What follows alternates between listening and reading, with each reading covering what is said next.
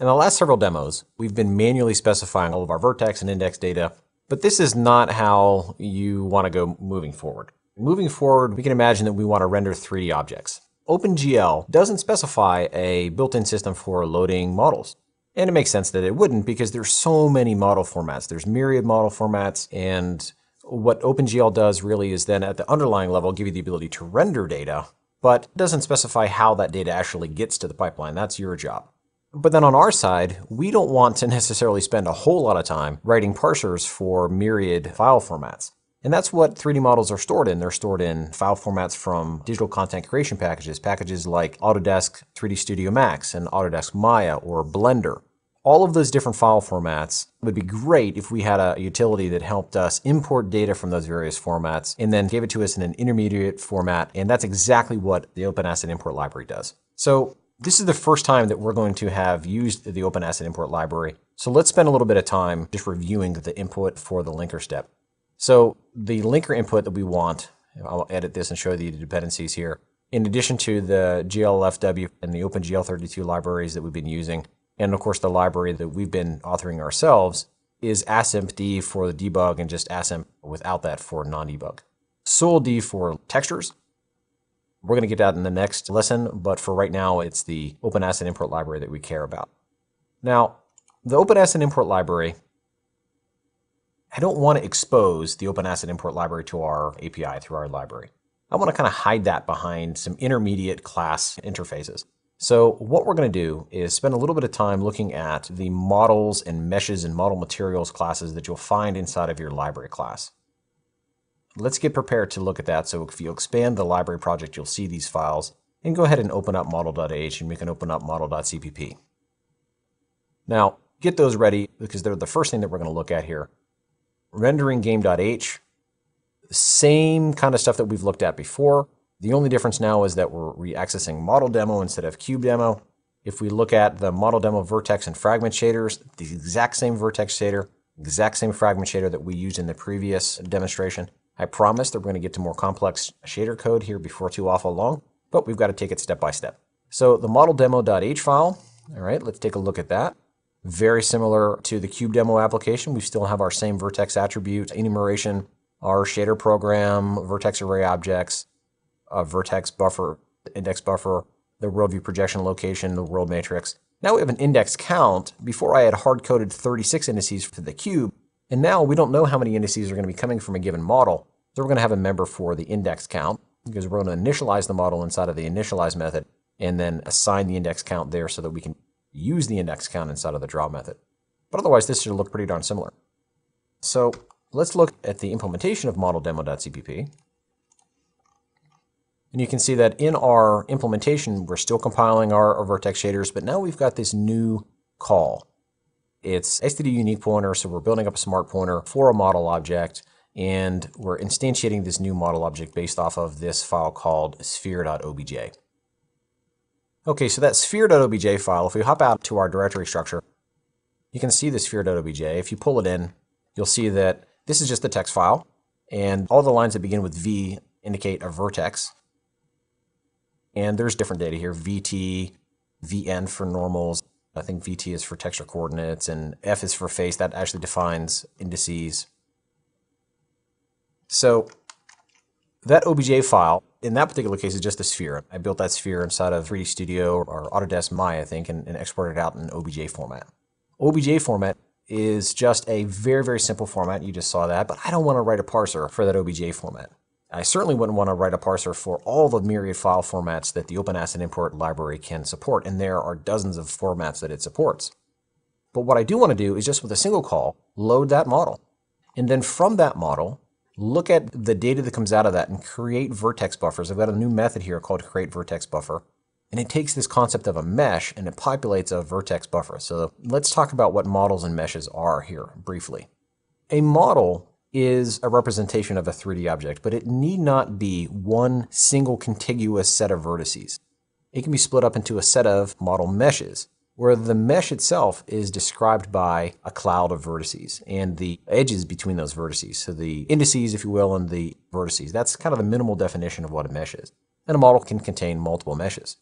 Now, when I said vertex data, remember, I don't just necessarily mean position data, though that's at a minimum. I could also mean things like normal data in texture coordinates. We'll talk about texturing here before too awful long. And in normal data, all kinds of additional data can be added there. The vertex buffer that we're going to define here may be made up of all of those things. So we just need to have a generic way to load any and all of that data, and then we'll use it as the application calls for it. If you look at the rest of this data, I'm going to skip ahead for just a second, and I'll show you this create index buffer and come back to the create vertex buffer call.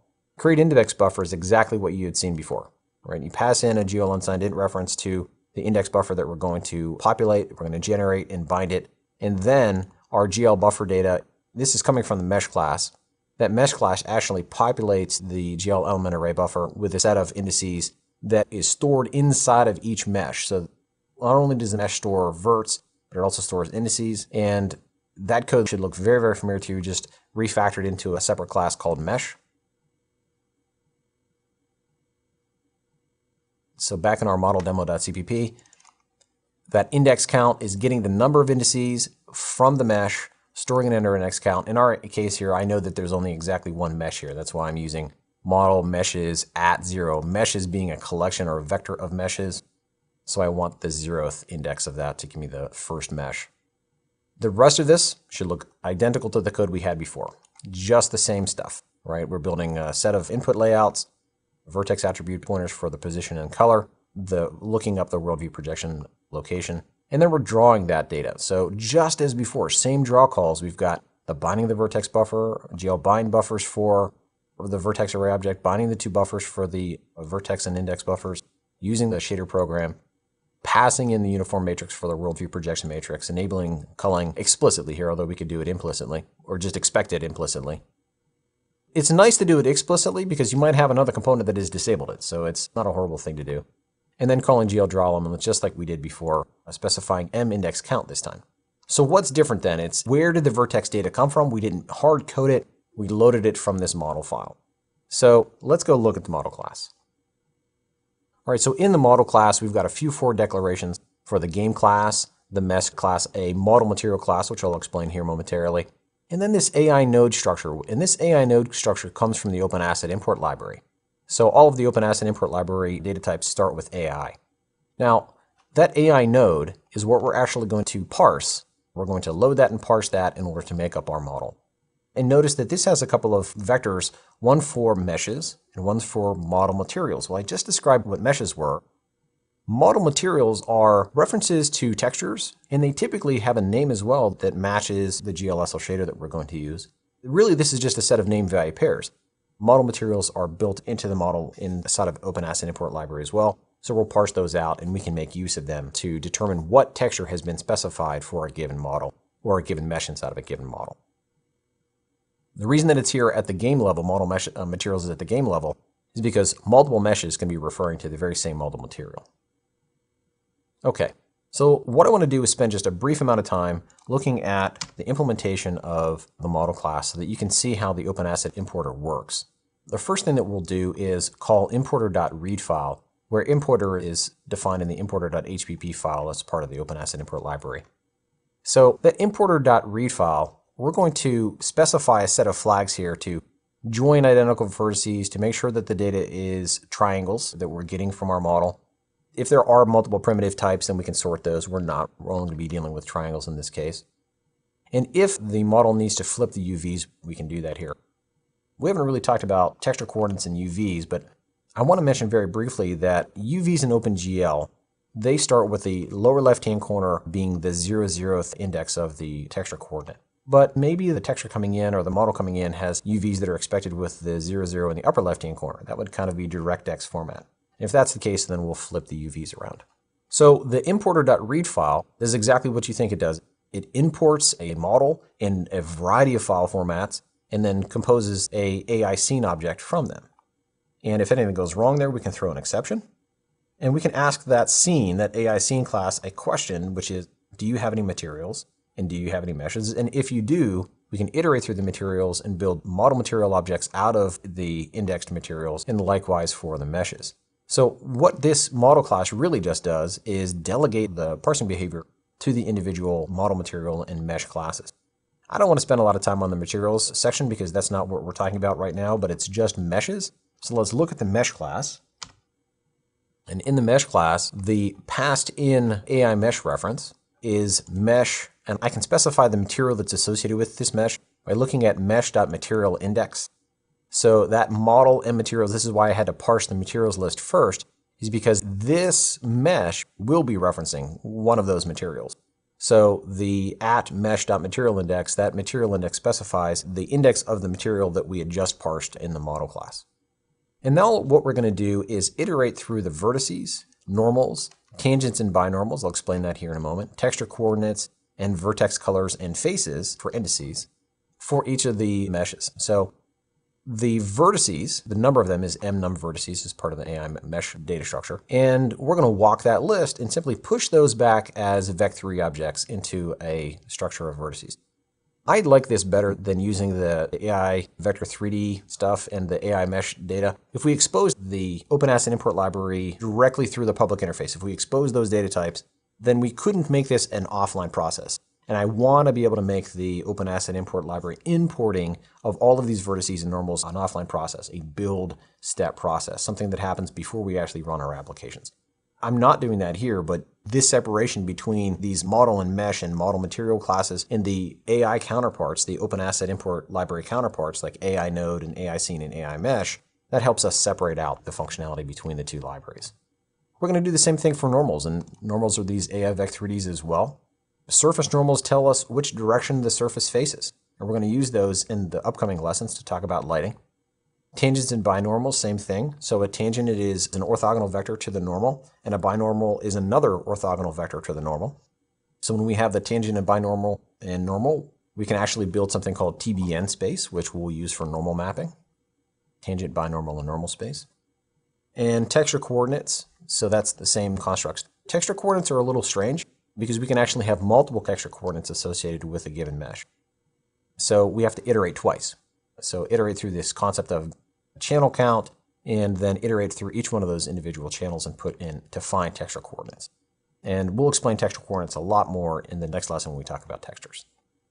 Likewise for vertex colors. There can be multiple vertex colors associated with a given mesh. And finally, we have faces, where the faces define the indices that we have. So we're going to iterate through all of the faces, and from each of those faces, I want to get the indices from the face and push those back into our list of indices. So immediately useful in this demo are the indices and the vertices. So those are the two pieces of data that we almost always expect to have inside of a model. So that's mesh parsing in a nutshell. So now when we come back to our model demo class and we look at our initialize method, you can imagine now at this state, that model object, it has, if the parsing went well, it has a set of meshes and a set of materials. You can even ask it that question, do you have meshes, do you have materials? And you'll know that'll return true if these containers are sizes greater than 0. So here I'm not even asking that question, I'm just assuming that, hey, I would have thrown an exception if this had gone badly, and I'm certain that there is a 0th mesh in this model. And in fact, for my sphere.obj, there's only one mesh, and it's the one at the index 0. So that mesh then exposes, let's go to our mesh class again. That mesh class exposes vertices, normals, tangents, binormals, texture coordinates, vertex colors, and indices. And I said that the two things that I really care about this time around are vertices and indices. And you already saw the use of create index buffer, where I took the address of those indices, the 0th index, and the number of indices that I had in that index array, and created our index buffer out of them. Well, we're going to do the same thing inside of our model demo initialization method for the vertex data. We're going to call create vertex buffer, pass in the mesh that I just grabbed, and the vertex buffer that I want to populate. So let's go look at how that works. So what we're doing here, just to reiterate, previously we had hard-coded our vertices. Now we're getting those vertices from a collection of meshes in a model. One mesh in this case.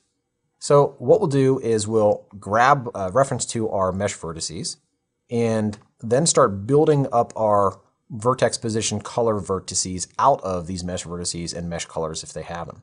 So the first thing we'll do is ask a question, does the mesh have any vertex colors? In my case, this mesh, this sphere.obj, which is included in your download, does not have any colors associated with it. If it did have any colors associated with it, all we would do is iterate through all of the vertices, grab the position, out of the source vertices vector. Pardon me, this is the code that I'm looking at. Grab the position and grab the vertex color out of the associated vertex color at the 0th index. And I'm going to build my vertex position color out of what I found in the file. But if there aren't any vertex colors, I'm still using the model demo fragment shader with that passed in color, right? So I need to have a color to pass in with the vertices. So what we'll do here is randomize it. So I've got this color helper random color, and color helper random color just uses the STL random distribution, random number generator stuff to actually give me a random red, green, and blue value that returns to me as a vec4 with an opacity of 1. And come back here. Okay, so we're going to, for every index, for every vertex that we have, grab the position, grab a random color, and build our vertex out of that. And then, at the very end of this, call the same old commands that you're familiar with now, GL gen buffers to create a name for the vertex buffer, GL bind buffer to bind it to the GL array buffer target, and then populate it with data with GL buffer data. Now, what does this produce? When we run this application, this produces a very colorful ball, and that every single one of those vertices, I randomized the color there. So that sphere, if I had not randomized the color and I just made it white, for example, you wouldn't see any of the 3D aspect of it. I can do that now here very quickly. If I just simply say, let me comment that out and say vec4 color, Simon O'Cool color helper white, for example.